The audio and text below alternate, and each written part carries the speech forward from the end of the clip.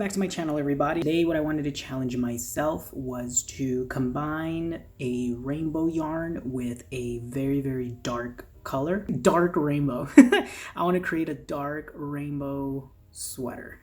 And I know I've been using a lot of line brand yarns, so today I'm going to be using solely Caron, which is part of the Yarnspiration family of yarns. I'm just gonna go ahead and throw it in there. It's a brand challenge as well. So how do I use these 3 different products from the same manufacturer to create this design? Everything is super affordable. I got all of these yarns on sale with a coupon on Michaels. So if you aren't a rewards member for Michaels, go and download the app, do that right now, and make an account and do it, because there's free coupons every day on that app.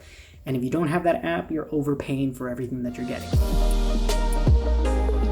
Okay, so I did a little swatch ahead of time because when I create projects, I like to kind of work a little bit up so I can see how, one, the fibers work together, but also it helps me determine what kind of hooks I should use. You should always use your yarn before you start the actual project, because certain hooks, even though it recommends a certain size, it just won't give you what you're looking for. In particular, a lot of you have asked me, how do I determine hook size to the yarn? I always look at what it recommends. For example, if I grab one of these big cakes, which is this one, this is a Rainbow Jellies. This is a size 4 Caron big cake, and the recommended hook size for this is an I don't follow that. Usually my rule for size 4s is starting at an H, and that's if you want this just to be kind of a little bit open, but for me, I kind of design for the purpose of it, and I want this sweater to keep me warm. So this is a US 7 4.5 millimeter, and for the latte cakes, which is a size 5, also from Caron, they recommend a K hook. However, same thing, when I swatched it out, the stitches were too loose for me using a K hook, so I went down to a J hook. And then finally, the last one that I'm using or mixing in here is a size 6 chunky yarn, which is the swirl cakes. And these ask for an L hook. And of course, once again, I went down and I'm using a K hook. And as I alternate with the colors, I am alternating the hooks. Yes, it's a little bit of extra work, but trust me, consistency is key. And the last thing you want is really tight stitches when you're using a smaller yarn, and really loose stitches when you're using a thicker yarn. If you are creating, and I recommend you go and watch my Caron Anniversary Cakes challenge video. In that one, I showed you how to create a garment from left to right, meaning it's all one piece, going from shoulder to shoulder, as opposed to doing it in the round. And the reason for that is because it's a little bit easier. Well, first of all, you get these vertical lines as opposed to horizontal lines. A lot of people, when it comes to self-striping yarns, they don't want to increase their body shape, so they like to have the colorways play up and down. So it's worked up like this. It's pretty much as if I had it on me like this. You're working it from left to right or shoulder to shoulder. You look at the drawing here, you can kind of see where I'm going. So right now I'm working on this part, which is the first panel, the chest, going this way, and the black is that blue line right there. But because of the nature of the yarn, because it is thicker, it does take up more space. And if you want all your colors in one area or on one side, you have to do 2 rows of each one. So hopefully by the time I bring you guys back, I'll be able to finish this whole upper body part. It is 6:30 and I started this project around, it's been about 5 hours working on this. I like the way this is coming out so far. And I am at the part of the panel where I'm doing the V-neck. So if you look at my jacket, what we're doing is this part. So this V-neck is this gray part. There you go, look at that, check that out. Isn't that nice? Beautiful. In half, I'm not gonna measure, I'm not gonna stitch mark right here where it folds in the middle. As I did on the wrong side. The sleeve is, or the neckline is on the gray, not the red.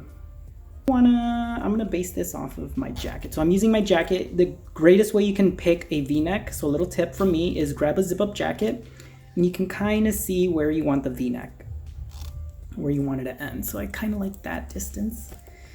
So I'm going to zip this up a little bit more. I like the V-neck right there. So I'm gonna go ahead and place that here, and that's it. And now when you crochet, you have your 2 stitch markers there. And all you're gonna do is when you reach here, you're just gonna chain the amount of stitches in between and attach it to here. You're literally gonna make a hole. And that's how you make the V neckline. Okay, before I forget, I just wanted to show you guys, make sure you hit that like button and subscribe if you're enjoying this content. Just finish the middle part. So this is what it's gonna look like when you do this, the sleeve, and see, you still have my stitch markers there. Sorry, not the sleeve, the neckline.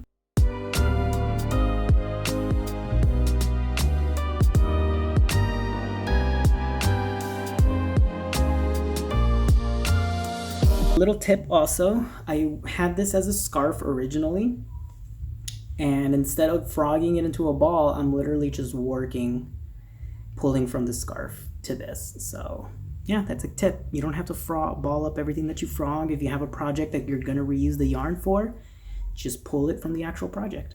I will, FYI, because if you notice, I'm actually following the rainbow colors, Roy G. Biv, excuse me, red, orange, yellow, green, blue. I'm actually following Roy G. Biv, and so in order to do that, I kind of have to take these 2 out because I can't technically work backwards, because if this is the collar, then that means I need blue, green, yellow.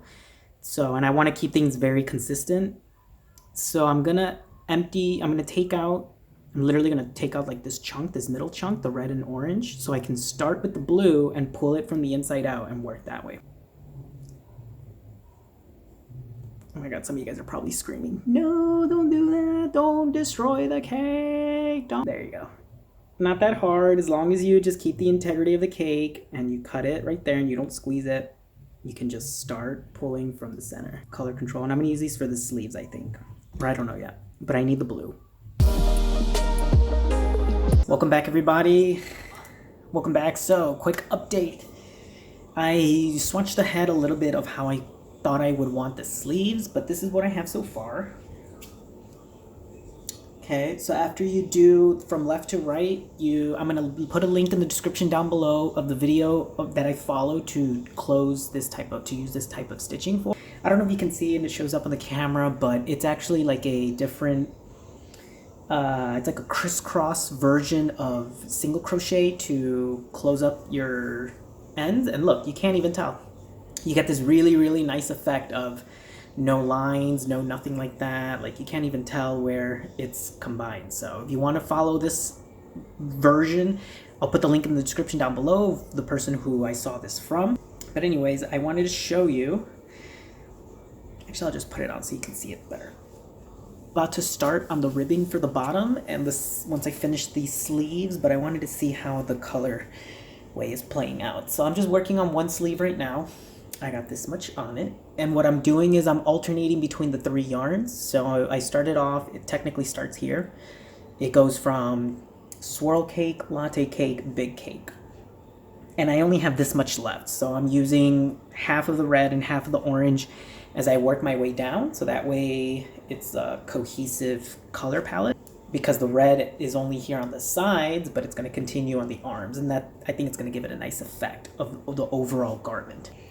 What I did here was I started off normally, how many stitches I chose of my 8-inch armhole, which is what I measured. I measured 8 inches for the armhole.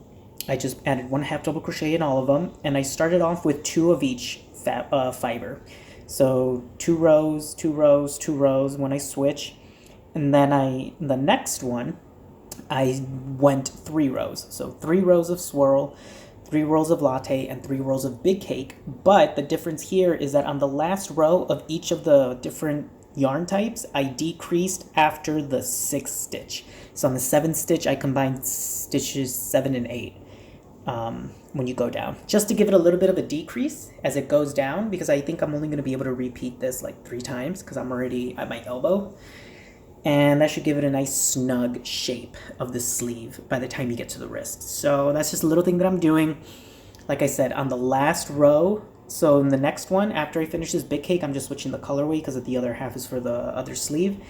It's going to be 4 rows of swirl, and on that last row of the swirl, I'm decreasing after the 6th stitch. And then the same thing, 4 rows of latte on the last row of the latte cake, decreasing after the 6th stitch. and then 4 rows of big cake. Then 5 rows if you have that space left over. So you just keep going. So that's the thing that I'm doing. I'll bring you guys back after I do both sleeves. My God, I've been working on this sweater for about 5 days now, just swatching, frogging, and then doing it. Because if I miss a stitch, I'm that type of crocheter where if I miss a stitch, I will go all the way back and do it right. Because I just know it's going to be in the back of my mind that I missed a stitch. And but yeah, guys, oh, also look, I changed my hair color to a green. In case you didn't watch, I have a video showing you guys that, how I did that. So what I am noticing now, and I wanted to show you guys here, is that when I start the sleeve, if you notice, it's on the black with a little bit of gray in it, and then it's transitioning to the lighter yarn. I think for all intents and purposes, I will be using, just so that way I'm not cutting the yarn too much, I'm just going to color control this cake. What that means is I'm just going to be mindful as to how the colors are playing out and where. So for example, I need to get to this color. So I don't want to just cut this color out. So what I'm going to do is I'm actually going to use this for the bottom ribbing to get rid of it. And then once I reach the color that I need, I'm going to switch back to the sleeve. So that's what I'm going to do right now. Just letting you guys know the change of plan. And so, right, so I just finished. Check that out. What a difference of 1 row of border does. But yeah, I decreased a little bit, so I'm going to continue to decrease because I don't want to be able to do this. I don't want that stretch. Okay, so I actually decreased for 4 rows after the 5th stitch. And look, this is what I want. So that way when you pull this open, it's not too stretchy or anything like that, and it maintains its shape. So I'm just going to see if I can even fit inside it. Oh yeah, that's so much better. Gives it just that, you see, like already it's just tailoring to the body and gives it a very good shape. Check that out. Look at that. So that's where it's at. It's pretty good, right? All the way through. Nice clean stitches all around. Oh, it's coming along together great, guys. So now I can finish this sweater because look, now I got down to the color that I needed, which is this darker color. All right, so I actually went 1 more row. I'm making this up as I go, so I'm sorry if I didn't record myself doing this, but anyways, I went 1 more row down because it was turning into, I realized there's a solid black part to the part that I need. And I only need the end part, which is solid black. So I used up 1 more row to create the cables because I realized I didn't create ribbing onto this. But since I was already 5 rows in, I used my own little technique of surface cable crochet and I made my own ribbings. So it's just cables, but they're attached all the way to the front. So I did that all the way around, and since it started to turn black, it pops out from the light gray. So that's the great thing about color control, is that if you plan ahead with the coloring, it lends itself, it plays out with itself. So look at that contrast, and it connects very well with this. So it's a happy accident because I wasn't actually expecting it to connect with or look similar to this the black here in the front. So it looks so cohesive now, and I'm very, very glad that I did that. Oh my God, you guys, look at how fluffy this is. Look, the arms are coming out really, really well. I think I'm gonna stop it right here because I'm a very big fan of 3/4 lengths, just because it doesn't get in the way of up here. It's not too fluffy, but I definitely have enough yarn to continue going. But yeah, just look at that, guys. Check that out. Ooh. It's super fluffy. It's very nice. It has a great drape to it. So I think I'm going to stop it right here. I'm still debating if I'm going to add a hood because I definitely have a lot of yarn left over. I still have all of this of the latte cake. Still have some of this from the big cake. All right, so I'm going to add the hood. I stitch marked the 2 places here on the neckline where I want to have it connect. That's what I did. And then I just did a double crochet going from one end of the stitch marker to the other. And I'm not quite sure how to do hoods. So my logic here is to think kind of like the heel of a sock. If I was to crochet it, it's pretty much a circle. So what I think I'm gonna do is, just keep chaining up until I get the desired length of the rim of the hood. And I'm going to connect it to the other side of the stitch marker. And I'm assuming that if I start to close it, it's going to be a circle. The same way I would do my heels and my socks. So I'm gonna go with that logic. You are curious to see, like, if you couldn't visualize what I was explaining, essentially what I'm doing is a giant circle here on the hood. So the way you do it is you pick your 2 points of entry on your neckline. So this is my neckline. Over here's the back. And you go all the way across. And then when you go here, you measure or you do chains equal to how big you want the hood. And then after that, all I'm doing is just double crochet and decreasing on the 5th stitch for 1, 2, 3, 4, 5, 6. For 6 stitches or 6 rows.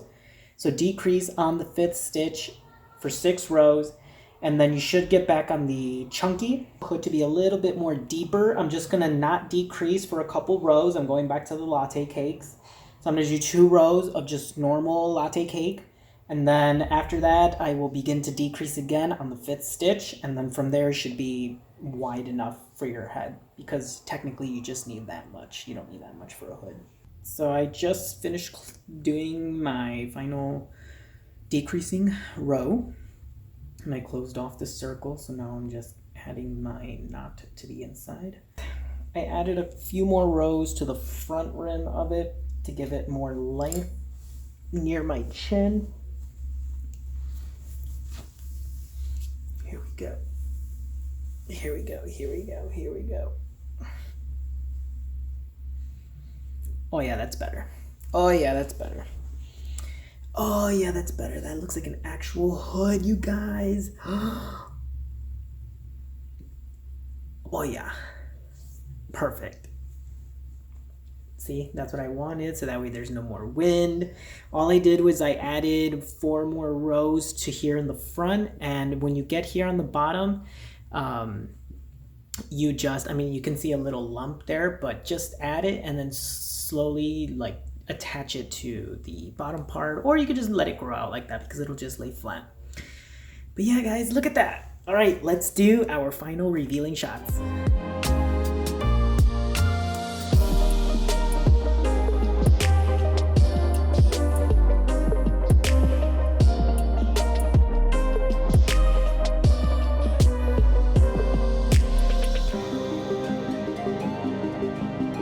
Total for this whole garment, I used 1 cake of Caron swirl cakes, I used 1 big cake of rainbow jellies, and 1 cake 3/4, because I still have this much left, of the latte cake. I just color controlled the colors. I didn't really take apart anything, which is why you see some of the play on color here. The only thing is I just try to plan ahead of where the placement of the colors would go on from the cakes. I used 3 different size hooks. I used a J hook whenever I used the swirl cakes, and I did switch every time, which is the size 5. I used an H hook on the latte cakes, and a 4.5 on the big cakes. So I went down I went down a hook size for all of my yarn. So yeah, guys, hopefully you guys enjoyed this tutorial. So stay tuned for that if you want the written pattern. And yeah, hopefully you enjoyed and recreated this and got an idea of how to create a garment like this. You can change the colors however you want, but now I gave you the skeleton, the basics, the foundations, and I'm very excited to see what you come up with. And if you do, make sure you tag me on Instagram. My handle is @CPTLimon, or you can find it down below in the description box. So thank you so much, everybody. Don't forget to hit that like and subscribe button if you enjoyed this content, and I will see you in my next video. Bye. Shout out to all of my Es Vida Limon members, and a special shout out to our Limon influencers, Araceli Pintado and Noemi Torres and Blanca Valtierres. Thank you so much for your support. And our inner circle, we have Karen Miller in the house. And thank you so much to everyone else who is a Limon family member. I appreciate you so much, and hopefully you are enjoying the tutorials. I will see you guys in the next video. Don't forget, we have the Star Wars watch along coming on October 30th. So make sure you save the date. There should be a video on my channel, a little picture you can click on, and you can set a reminder to remind you when I go live and show you how to create a Baby Yoda sweater for Christmas. Thank you for watching. See you in the next one.